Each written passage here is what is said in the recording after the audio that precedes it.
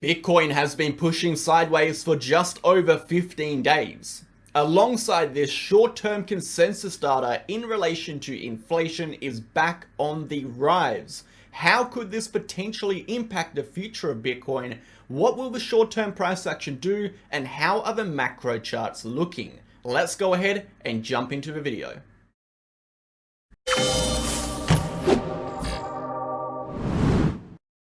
Okay guys, welcome back to the channel. Thank you for tuning in. I hope you're all having an excellent day today. In today's video, we're going to be discussing the short-term price action, what is happening on the charts from a technical and structural perspective, going over very briefly the macro charts, and more importantly, discussing the potential rising inflation from the consensus data, what impact this will have on the macro charts, and what we can expect going forward. Before we get into it, smash the like button, hit the comment button, and subscribe to the channel. We post daily videos for Bitcoin focusing on the facts, the data, the technical and structural information, and of course, the relevant economic events. If you're interested in this kind of content, no hype, no BS, no emotion style, you can join us on Telegram. It is the third link below. You get access to charts, updates, videos, educational posts, news events, and everything you need to stay in the loop of cryptocurrency with Bitcoin and of course, the relevant economic data. If you're interested in trading, join us on our VIP group. We have over 600 members. We post trading signals with exact entries, exact targets, exact stop losses, and of course, trade justification and exclusive analysis. You'll also get access to our trading channel, our general chat, our trading chart education chat, our help chat, our news event chat, our trade setup chat, and of course, our daily video chat. If you're interested in joining that with over 600 members, contact me via the pinned comment in the free channel for more information. Let's get into the video, guys, starting on the market data. Now, I'd really appreciate it if everyone can smash the like button, because it's actually the second time I am filming today's video, because I actually had my mic off the first time, which is a pain in the ass. But let's go ahead and jump into it, guys. So as we can see, the month-to-month return for August ended at 11.29% in the red. September is currently down 0.4%. If we take a look at 24-hour volume, we are down 47%, sitting at 35 billion. If we take a look at 24-hour liquidations, we are down 65%, sitting at 31 million. Again, this is very indicative of sideways price action, very expected during the weekend, where volatility and volume is basically inexistent. Moving to liquidations, we can see with $31 million in liquidations, we are very evenly split between longs and shorts with 17 million and 13 million. Again, incredibly indicative of horizontal consolidation and even more indecision. And moving over to our volatility index, if we're looking at the 30-day volatility index, we saw a small little rally toward the upside and we are plateauing, and the 60-day volatility index is showing exactly the same thing, with a small little move toward the upside and plateauing. Again, representing exhaustion, representing the price action is coming back down. Moving over to the DXY saw a short-term correction during last week, but ending the week relatively strong with, of course, the NFP data and unemployment data. The unemployment data actually signified a bullish result for inflation, representing inflation was falling, guys. It said employment is down. This is again representing of a weakening job market, which does represent that the Feds are doing their job well and again bringing inflation back under control. However, NFP data went up, signifying there are more jobs available, which was actually very, very bearish. This signified more jobs, faster economic growth, inflation is potentially back on the rise, and because of that, we saw the DXY rally. We have not seen the DXY rally past that major short-term resistance, but nevertheless, we did see a pretty strong move towards the upside on the short term. If this move upwards continues through this short-term resistance, we can expect the move to push up to 105 to 106. Of course, this is going to be that major level of resistance we need to break above for the DXY to flip macro bullish. If we take a look above this macro bullish level, this is going to be the danger zone for asset prices. If the DXY pushes above this level, this will be incredibly macro bearish for asset prices. If the DXY is able to break back down and claim this downtrending level and break below it, this is going to be very bullish for asset prices, okay? On the short term, we are in an overall uptrending structure over here, with uptrending diagonal resistance and we have broken out of our macro downtrending diagonal resistance, reflecting an overall uptrend. So right now, we are more leaning towards this upside retest. However, this level is a major resistance, and if we do break above it, it will be very, very bearish. Let's go ahead and take a look at the broader market. So the S&P 500 is potentially creating a lower high over here. Again, we can see the lower high according to this high, and we have our lower high over here. If we do open up this week red and we break below this uptrending dotted trend line, losing 4,500, that will validate a potential target of 4,300 and a full-blown correction towards the uptrending level of support, the horizontal support zone, and the gap in the VRPV. That will be our target, of course. For the bulls to reclaim control here on the S&P 500, the price will need to break back above this local high point at 4,600. Moving over to the Dow Jones, a very similar thing is occurring here on this chart, with the price potentially creating a lower high on the price action chart. If we do come back and lose this local low, we will be breaking through our uptrending support level, which will result in a full-blown correction for the Dow Jones to retest its lower low points at 3,300. So again, moving over to DXY, what happens with the DXY is going to be very significant, and this is why inflation data is going to be so key. If we take a look at where the DXY is going to be going, we have to be taking a look at inflation data and potential interest rate data as well. So before we get into Bitcoin, before we talk about the short-term price action, before we go over these charts and talk about the next move, before we go into the macro charts and talk about what is happening, we're going to be talking about inflation data. What is happening with inflation, why consensus is higher, and what this means for Bitcoin's future moving into the next month, as we do have inflation data coming out in about 10 days. And what we have noticed after the NFP data, the consensus for inflation has actually risen from 0.2 to 0.5% on the month-on-month. This is a 0.3% rise in potential expected inflation on the month-to-month change, indicating inflation could be rising again. And of course, if inflation rises, this is very, very bearish for asset prices, because it does implement, or should I say, indicate interest rates could be coming back up. So let's go ahead and discuss what impact this could have on the higher time frame charts. So to understand this, we need to understand why rising inflation is bad, what it could lead to, and how it impacts asset prices. So what we see over here, we have CPI, which is of course a reflection of inflation. There are leading data such as PPI, such as PCE, such as unemployment data, employment data, income data. All of this stuff goes up to tell us what the likely inflation will be. With all the data we have at the moment, the consensus is of course that inflation is back on the rise on the small time frame, on the month-to-month change. So inflation rises over a period of time, okay, not just one rise, but over an extended period of time, we are likely to see interest rates rise as well. If interest rate rises, we see the DXY go up, okay, the cost of debt rises, the cost of goods and services rise, which means there is less available household cash flow. Now, at the same time as the cost of goods and services are rising, do debt to service ratios start to increase, meaning the amount of money people need to pay to their short-term debt as interest rates rise increases. Therefore, we have an available household cash flow further decreasing from expenditure for costs and goods, and of course to service their short and long-term debt liabilities. Now, when we have available household cash flow decreasing, okay, we see overall people are less likely to purchase risk assets, Bitcoin, okay, other cryptocurrencies, stocks, all that kind of stuff. But they are also more likely to be selling these risk assets to increase their household cash flow, to service their cost of debts, or to just be able to afford the rising costs of goods and services. We see asset prices fall as a result. Furthermore, if we take a look at companies acquire a lot of their assets, okay, short-term assets, income producing assets on debt, okay? They have very large debt to service ratios, so they can afford to take these loans out to acquire these income producing assets. In the short term, that increases their cash flows. When interest rates start to rise, the debt to service ratios start to rise. They need to start selling off these assets to increase their cash flows, to make their balance sheets look healthier, to avoid their stock price from falling.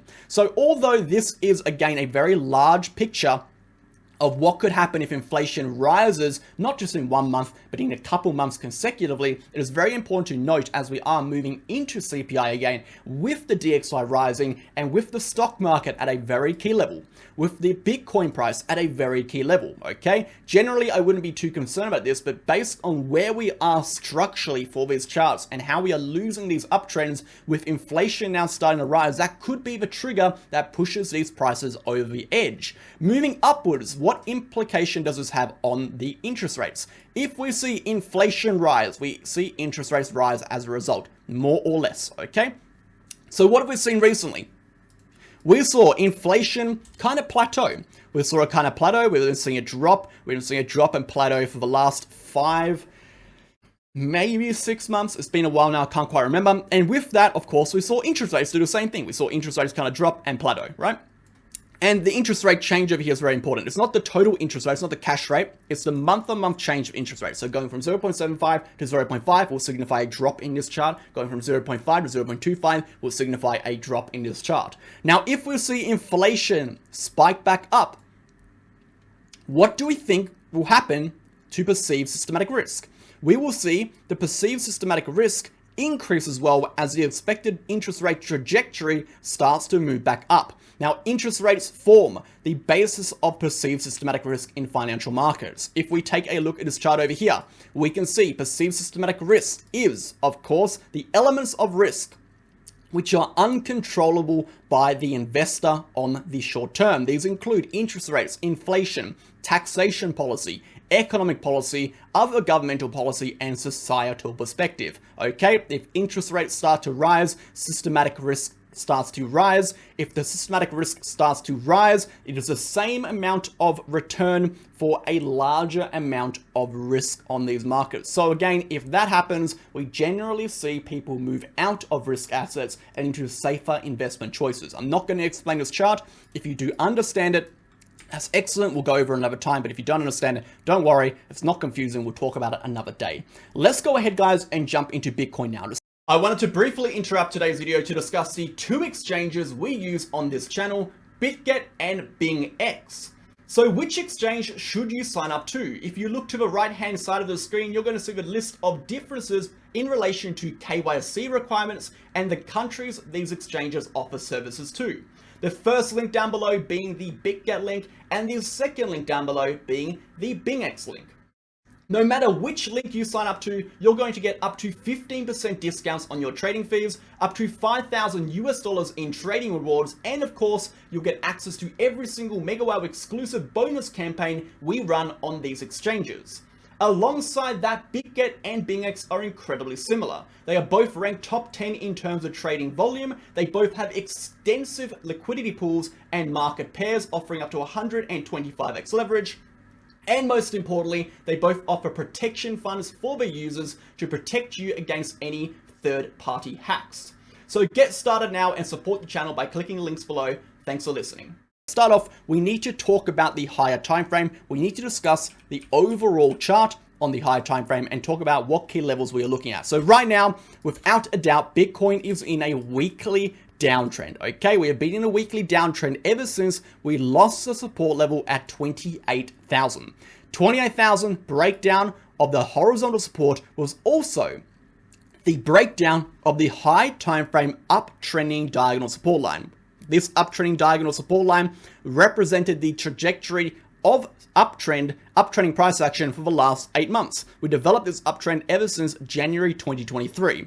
A loss of 28k and its uptrending diagonal trend line sent Bitcoin into a weekly downtrend.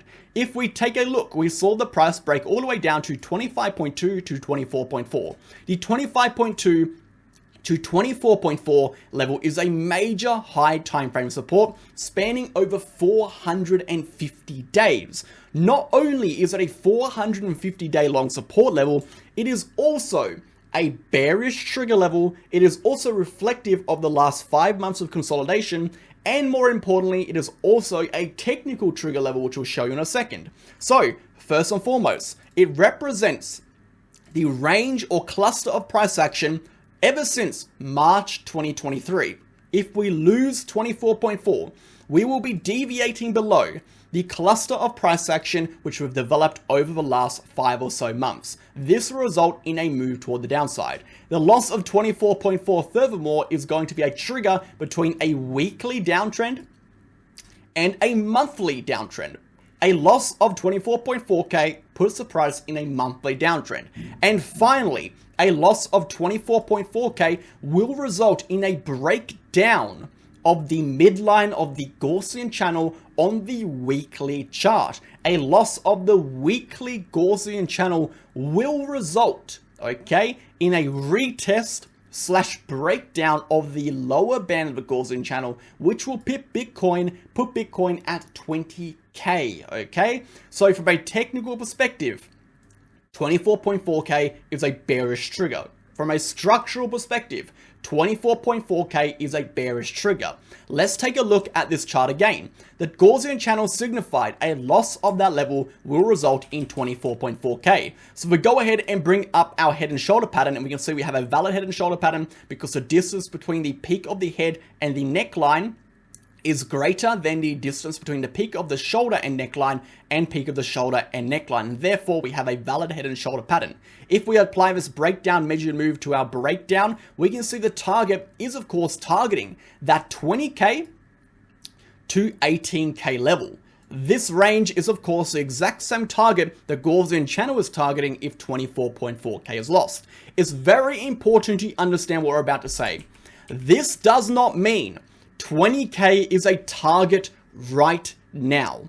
It does not mean that. What it means is, if this high time frame level of support, this 400 plus day long level of support at 24.4k is lost, that is when 20,000 becomes a viable target on the macro chart. You should not be expecting it right now, but if 24.4k is lost, the probability of a retest of this level significantly increases. So do not look at this saying, okay, Bitcoin's going to 20k. No, that's not how you should be looking at it. So you should be saying, if Bitcoin loses 24.4k, I should be concerned, as this should indicate 20k is now a likely target, okay? Until then, support is support until it is not. Therefore, the bulls can defend this trigger point between the monthly and weekly trend. We are in a weekly downtrend targeting 25.2k, but remember, we are not yet in a macro downtrend. But this is also why it's very important we watch the inflation data, because if inflation starts to rise, the probability of this support level holding goes down, guys. It goes down a lot, so we have to keep that in mind. Let's go ahead and talk about the short-term chart, and then we'll finish up the video. So, short-term price action is an absolute mess of a thing. We have seen consolidation here for about 16, 17 days. Now, if we eliminate these outliers, the deviation over here, we say, well, this was a rally due to manipulation. We saw the SEC lose a lawsuit against Grayscale. We saw the price rally massively. And then we saw the SEC announced they're delaying ETFs, the approvals, and that we saw the price crash massively. So we can go ahead and eliminate that and just say, okay, we have this range of price action over here that we've been developing in for the last 16 days. This range has been absolutely horrendous. Trading environment's been boring. Been all the above, everything you think about. It's a less than 2% range. It's been very indecisive, very manipulated. Overall, pain in the ass. Okay, moving forward from there, however, though, the key levels are still relevant, right? So 26.3k is still a bullish trigger. The bearish trigger has slightly moved down just a little bit to around about 25.75, okay? So 25.75 is now the bearish trigger. We can see on the VRPV. As the VRP starts to thicken on the downside, our bearish trigger starts to decrease. So if we break above 26.3, we expect a rally to 27. If we break below 25.75, we expect a decrease down to 25.2. The short-term bias is bearish while we remain below 26k, which is a POC. The short-term bias is bullish while we remain above 26k, which is a POC. If we break above 26k, expect a short-term rally to 26.3, where we'll either reject or break upwards to 27. If we fail to break above 26K, expect a rejection of 25.2 or a retest and rejection back down.